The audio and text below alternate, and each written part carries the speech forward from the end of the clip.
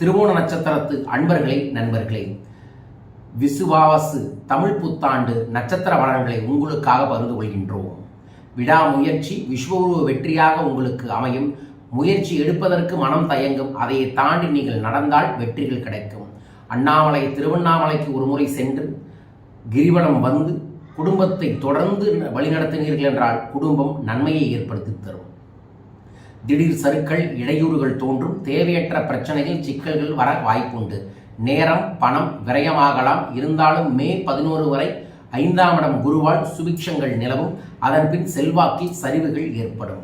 சனி சஞ்சாரம் பணவரவில் தடைகளை ஏற்படுத்துவார். சனி வக்கரம் அடைவதால் அது சங்கடங்களை குறையக்கூடிய வாய்ப்புகளும் உண்டு. ராகு கேது சஞ்சாரம் அந்நியரால் பிரச்சனைகள் தோன்றும். மனம் குழப்பமடையும். எதை எடுத்தாலும் பிரச்சனைகள், சங்கடங்கள் என போராட்டமாக இருக்கும். உடல் பாதிப்பு, விபத்து, வீண் பிரச்சனை சிலருக்கு தோன்றக்கூடிய சூழல்கள் உண்டு. கவனமாக இருப்பது நல்லது.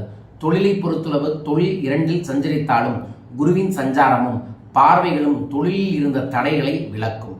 இயந்திர தொழில், வாகன உற்பத்தி, உதிரிபாகம் உற்பத்தி, ஆட்டோமொபைல், ஃபேக்டரி, டிராவல்ஸ், கம்ப்யூட்டர் போன்ற தொழில்கள், ஆபரணம், ஆடை ஆபரணம் போன்ற தொழில்களில் ஆதாயங்கள் அதிகமாக கிடைக்கக்கூடிய சூழல்கள் நிச்சயம் உண்டு. ஓம் நம சிவாய நம சிவாய மந்திரத்தை தினமும் 27 முறை சொல்லுவதும், பிரதோஷம் மற்றும் சோமவார தினத்தில் விரதமிருந்து திருவண்ணாமலை அண்ணாமலையாரை நினைத்து வழிபாடுகளை செய்வதும் உங்களுக்கு நன்மைகள் கிடைக்கும். உடல்நிலையை பொறுத்தளவுக்கு விபத்து, முழங்கால், மூட்டு, தொடை பாதிப்பு, கேஸ்ட்ரிக் ட்ரபிள் போன்ற பிரச்சனைகள் இருந்து கொண்டே இருக்கும். கவனமாக இருப்பது நல்லது. குடும்பத்தை பொறுத்தளவுக்கு தம்பதி தங்களுக்குள் விட்டுக் கொடுப்பது நல்லது. குடும்பத்தின் மீது அக்கறை காட்டுவது அவசியம். பிறர் ஆலோசனையை ஏற்பது, அந்நியரை வீட்டிற்குள் அனுமதிப்பதும் கூடவே கூடாது. பிள்ளைகளால் பெருமை உண்டாகும். சுப நிகழ்ச்சிகள் நடந்தேறும்.